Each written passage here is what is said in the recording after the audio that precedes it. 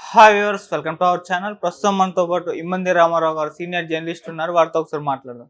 Sir నమస్కారం. Sir నమస్తే బాబు. Sir, ప్రముఖ రచయిత జొన్నవిత్తుల గారు ఒక ఇంటర్వ్యూలో మాట్లాడుతూ పవన్ కళ్యాణ్ గారి పైన, బాలకృష్ణ గారి పైన కొంత మేరకు ఒక విమర్శ అయితే చేయడం జరిగింది. సార్ అంటే ఊరికే జగన్ గారిని అంటారు పరిశ్రమలు తేవట్లేదు అని. మరి మీరున్న పరిశ్రమలు మీరు ఎందుకు ఏపీకి తీసుకురావట్లేదు? ఏపీ నుంచి అయితే 60% మీరు ఇన్కమ్ని ఎర్న్ చేస్తున్నారు కదా అని చెప్పేసి క్వశ్చన్ అయితే చేయడం జరిగింది. సార్ మరి దీన్ని ఏ విధంగా చూడొచ్చు? దీనికి మీ సమాధానం ఏంటి సార్? అంటే జొన్నవిత్తుల రామలింగేశ్వరరావు గారు మద్రాసు వచ్చినప్పుడు మా కాంపౌండ్లోనే ఉండేవారు. మా ఇద్దరి మధ్య మంచి అనుబంధం ఉండేది. అది ఎట్లాంటిది అన్నది ఆయనకి తెలుసు, నాకు తెలుసు. బహుశా నేను తెలిసే ఉంటాను అనుకుంటాను ఆయనకి. అప్పట్లో రావణంగా అని పిలిచేవారు మేము వాళ్ళని. అంతే, మాకంటే అంత చనువుగా అంత కుర్రాడు ఆయన. సరే, బాగా భాషా పరివీణ, స్వయం కృషి, దీక్ష, మొత్తానికి ఏంటంటే ఆయనకు ఒక ఐడెంటిటీ, ఆయన ఉనికి అందరికీ తెలిసేలాగా చేసుకున్నాడు. ఈరోజు అందరి చేత కూడా గౌరవించబడుతున్నాడు. ఈరోజు సినిమా ఇండస్ట్రీ గురించి మాట్లాడుతూ పవన్ కళ్యాణ్కి రోజు 2 కోట్లు అంటే పవన్ కళ్యాణ్కి సంవత్సరంలో చేసే షూటింగ్లు ఎన్ని రోజులు? రోజు 2 కోట్లు చెప్పిన కరెక్ట్. 2 కోట్లు కాదు, 3 కోట్లు రోజుకి. కానీ సంవత్సరంలో ఎన్ని రోజులు చేస్తున్నాడు ఆయన? అలాగే ఇప్పుడు ఎన్టీఆర్ ఉన్నాడు, ఆయన 100 కోట్లు తీసుకుంటాడు. ప్రభాస్ ఉన్నాడు, 200 కోట్లు తీసుకుంటున్నాడు. కానీ రోజు తీసుకోవట్లే. మొత్తం మీద అమౌంట్ లెక్క పెడితే అలా వచ్చింది. వాళ్ళు ఒకేసారి తీసుకుంటారు. ఆ తీసుకోవడంలో చాలా తేడాలు ఉంటాయి. డబ్బులు వచ్చినట్టయితే పర్వాలేదు. పవన్ కళ్యాణ్ సినిమాలు ఎన్నో పోయినట్టయితే ఆ పోయిన వాళ్ళందరికీ పిలిచి డబ్బులు ఇచ్చేసాడు. దీన్ని మనం ఎలా క్యాలిక్యులేట్ చేసుకుంటాం? పోయిన సినిమాలకి డబ్బులు తిరిగి ఇచ్చినప్పుడు ఎలా క్యాలిక్యులేట్ చేసుకుంటాం? అలాగే ఆచార్య సినిమా పోయింది, తిరిగి డబ్బులు ఇచ్చారు, ఎలా క్యాలిక్యులేట్ చేసుకుంటాం? వాళ్ళు లాభాలు వస్తూనే వీళ్ళు అనుకున్న ఫిగర్స్. ఆ మాత్రం జాగ్రత్త లేకుండా నిర్మాత ఎవడు సినిమా తీయడు కదా. ప్రొడ్యూసర్తో జాగ్రత్త పడాలి. మొన్న లైగర్ పోయింది, చచ్చినట్టు ఇచ్చుకున్నాడు డైరెక్టర్ కానీ, హీరో కానీ, వీళ్ళందరూ. మా అబ్బాయి మా సంబంధం లేదంటే ఎలాగ ఉంది కనుక ఇది అంటే సినిమా పరిశ్రమలో ఇట్లాంటి కొన్ని ప్రాక్టికల్ విషయాలు ఉంటాయి. అక్కడ మన చివరిసారిగా మన చంద్రబాబు నాయుడు ముఖ్యమంత్రిగా ఉంటుండగా ఆయన భీమునిపట్నం టు విశాఖపట్నం క్యారిడర్ని మొత్తం సినిమా కోసం కేటాయించడం జరిగింది. దాని పేరేం పేరు? శాటిలైట్ సిటీ పెట్టేశారన్నమాట. ఎవరు వస్తారు? రామానాయుడికి చూడు ఏం చేశారు, ఇంకెవరో ఒకరిద్దరికి ప్రామిసులు చేశాడు. బహుశా చిరంజీవి గారికి కూడా స్థలం ఉన్నట్టుంది. మొత్తం చేశారన్నమాట. అయితే మనం ఏంటంటే అంటే మద్రాసు నుంచి రావాలంటే ఒక 20 ఏళ్ళు పట్టింది. మళ్ళీ ఇక్కడి నుంచి వెళ్ళాలంటే ఒక 20 ఏళ్ళు పడుతుంది, లేదా 10 ఏళ్ళైనా పడుతుంది. దాన్ని ప్రారంభించేది ఎవరు? ప్రారంభించాలంటే ఇక్కడ ఒక్కొక్కటి 50 కోట్లు 100 కోట్లు విలువ చేసే కట్టడాలు కట్టేసుకొని కంఫర్ట్గా ఇళ్లల్లో ఉంటున్నారు. ఇల్లు తప్పించి మళ్ళీ విశాఖపట్నం వెళ్ళి షూటింగ్ జరుపుకుందామన్న ఆలోచన ఎంతమందికి ఉంటుంది? ఆలోచించుకోవాలి కదా. కంఫర్ట్గా అందరూ మణికొండ, కొండాపూరు, గచ్చిబౌలి, శాటిలైట్ సిటీ అన్నింటిలో బ్రహ్మాండంగా మాట 1 ఎకరం 2 ఎకరాల్లో కూడా ఇల్లు కట్టుకునే వాళ్ళు, రిసార్ట్లు ఉన్నవాళ్ళు ఉన్నారు. వాళ్ళు వెళ్ళాలంటే కష్టపడుతుంది. నీకు ఇండస్ట్రీ ఎప్పుడు వెళ్ళాలన్నా అక్కడ మనకు ఉన్నటువంటి అనుకూలమైన వాతావరణం మనకు కలిసి రావాలి. ఈ అనుకూలమైన వాతావరణం అన్నది 30 ఏళ్ళకు ముందు గుర్తించాడు కె బాలచందర్. ఆయన షూటింగ్లన్నీ విశాఖపట్నమే, జంజాల షూటింగ్లన్నీ విశాఖపట్నమే. ఎక్కడ తెస్తామండి? ఆ నీలి సముద్రం, పచ్చని కొబ్బరి చెట్లు, ఎక్కడ చూసినా కొండలు, వాగు వంకలు, ఆ ఎత్తుపల్లాలు, ఎంత బ్యూటిఫుల్. కెమెరాకి కన్నుల పండగ అక్కడ. అయితే మనం వదులుకున్నాం. విశాఖపట్నం వెళ్ళిపోతే మనకేం వాల్యూ? విశాఖపట్నం వెళ్ళిపోమని చెప్పడం లేదు. మీరు హాయిగా కొండల మీద ఉండండి, చాలా మంచి లగ్జరీ లైఫ్ మెయింటైన్ చేయండి. అక్కడ నెంబర్ ఆఫ్ సినిమాలు తీయండి, నెంబర్ ఆఫ్ ఎంప్లాయ్మెంట్ని క్రియేట్ చేయండి. అది చెప్పాలి. ఎవరు చెప్తారు? గవర్నమెంట్ చెప్పాలి.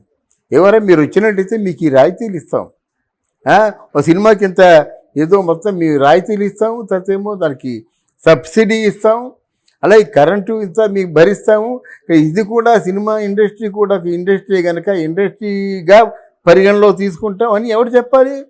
ముఖ్యమంత్రి చెప్పాలి. మా ఇండివిజువల్స్ ఎవరైనా ఒక్కసారి ఒక 1000 కోట్లు ఖర్చు పెట్టాలంటే ఈ జీవితకాలం సరిపోదు. అదే గవర్నమెంట్ ఖర్చు పెట్టాలంటే 3,000 కోట్లు తిరిగి కేటాయిస్తున్నాం ఇండస్ట్రీకి. ఈ 3,000 కోట్లు కేటాయించడం వల్ల 10,000 మంది బతుకుతున్నారు. అదొక ఇండస్ట్రీగా చూస్తున్నాం. అది గవర్నమెంట్ యాక్షన్ తీసుకోవాలి. లేదు పెద్దలు ఆయన చెప్పిన దాంట్లో నాకు నచ్చింది ఏంటి, రోజు లెక్క ట్యాక్సులు కాదు కావాల్సింది, పెద్దవాళ్ళు ఇండస్ట్రీకి ముందు రావాలంటే షూటింగ్స్ కోసం రావాలి. అనుకూలంగా ఉంటే ఇల్లు కట్టుకుంటారు. మీరు కట్టుకున్న ఇల్లు కానీ మీరు కట్టించే ఇల్లు కానీ పెద్దవాళ్ళ కోసం కాదు. సన్నకారు సాంకేతిక నిపుణులు ఉన్నారు కదా, ఓ 2 బెడ్రూమ్ ఫ్లాట్స్ కట్టించేయండి. పోనీ కట్టుకోమని చెప్పి 2 బెడ్రూమ్ ఫ్లాట్కి 100 గజాలు చెప్పిన ఇప్పించండి. అది కదా ఇండస్ట్రీ డెవలప్మెంట్ అంటే. వాళ్ళు ఇల్లు వాకిళ్ళు కట్టుకున్నట్టయితే కెమెరామెన్లు, అసిస్టెంట్ డైరెక్టర్లు వీళ్ళంతా ఎక్కడ పోతారు? అక్కడే ఉంటారు. పైగా అది పనికిరాని స్థలం అంటే మీరు ఎన్ని వందలు సినిమాలు చేసినప్పుడు కూడా ఇంకా లొకేషన్ మిగిలే ఉంది.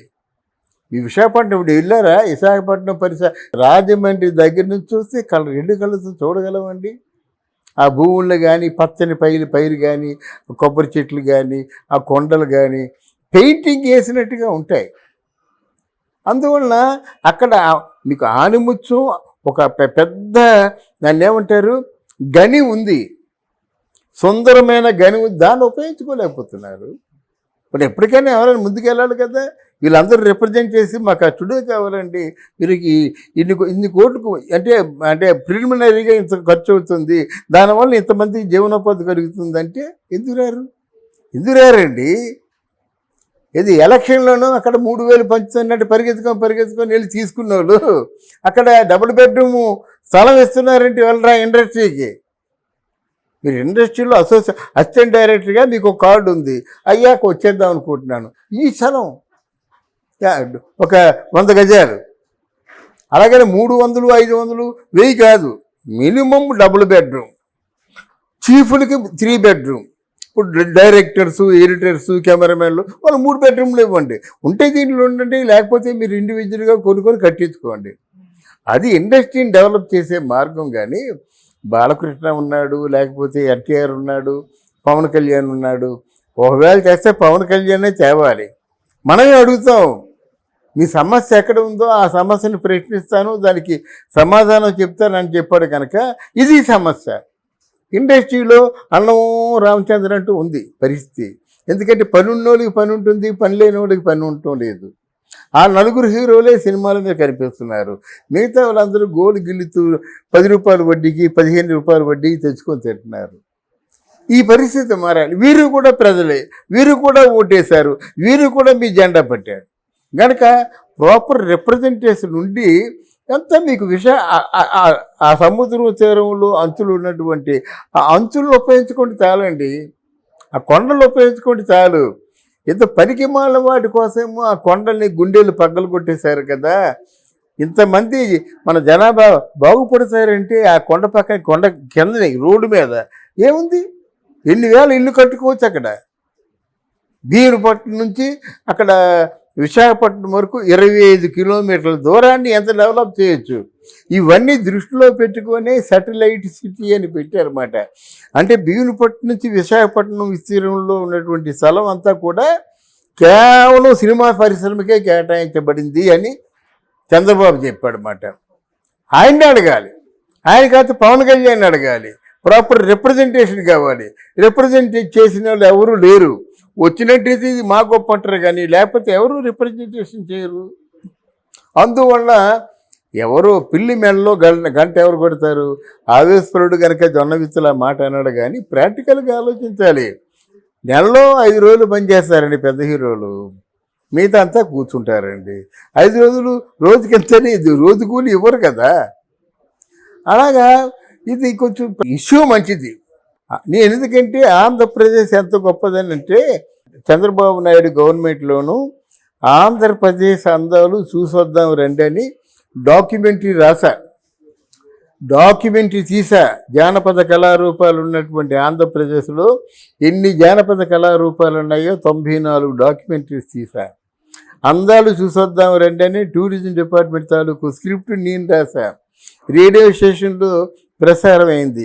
ఒకేసారి 18 కేంద్రాల్లో ప్రసారమైనటువంటి ఒక సీరియల్ నాదే. అంటే ఎక్కడెక్కడ స్థల ప్రాశస్త్యం ఏంటో, అంటే స్థల విశిష్టత ఏమిటో అన్నీ ఉన్నాయి, అన్నీ ఉపయోగించుకోవచ్చు. ఒక చేపురోలు వెళ్ళానండి, వెళ్తే ప్రసన్నాంజనేయ స్వామి, అక్కడ ముక్కుంటే బ్రహ్మాండంగా ఉంటుంది. అక్కడ బ్రహ్మగుడి ఉంది చేపురోల్లో, అది ఎవరికి తెలియవు. ఎంతైనా బ్రహ్మగుడిలో షూటింగ్ చేస్తే చాలు. అలా ఎన్ని ఉన్నాయండి. అన్నవరం సత్యనారాయణ స్వామి, రాజమండ్రి, గౌతమి, గోదావరి, ఏ సినిమా ఫెయిల్ అయిందా? అలాగా మరి సామర్లకోట, మన శివుడి తాలూకు గుడి, ఇలాగ మొత్తం అన్నవరం సత్యనారాయణ స్వామి గుడి, నూకాలమ్మ అనకాపల్లి, మరి ఇక్కడ విశాఖపట్నంలో కనకమహాలక్ష్మి, అన్ని గుళ్ళన్నీ, సింహాద్రప్పణ స్వామి, అంత గుళ్ళే, గోపురాలే, విశిష్టత. ఎక్కడ చూసినా వైవిధ్యం వైవిధ్యం వైవిధ్యం, ప్రత్యేకత ప్రత్యేకత, గొప్పతనం గొప్పతనం, సగర్వంగా మనం చెప్పుకోవచ్చు అంటున్నమాట. ఇవన్నీ చూపించి రిప్రజెంట్ చేసేటువంటి మగాడు కావాలి. అది ఒక దీక్షలాగా ఉండాలి. ఒక దీక్ష అంటే ఈరోజు Pawan Kalyan all option overnight leader అయిపోలేదు. 14 సంవత్సరాలు నిర్విరామంగా అహర్నిశలు శ్రమ పడితే వచ్చినటువంటి విలువ అది. అందువల్ల ఎవరో ముందుకు రావాలి, ఎవరో ఒకరు త్యాగం చేయాలి, ఇది ఒక ఉద్యమంలో నడిపించాలి, భావితరాలకు ఒక భవిష్యత్తుని ఇవ్వాలన్నమాట. అలా ఇవ్వాలని మనం కోరుకుందాం.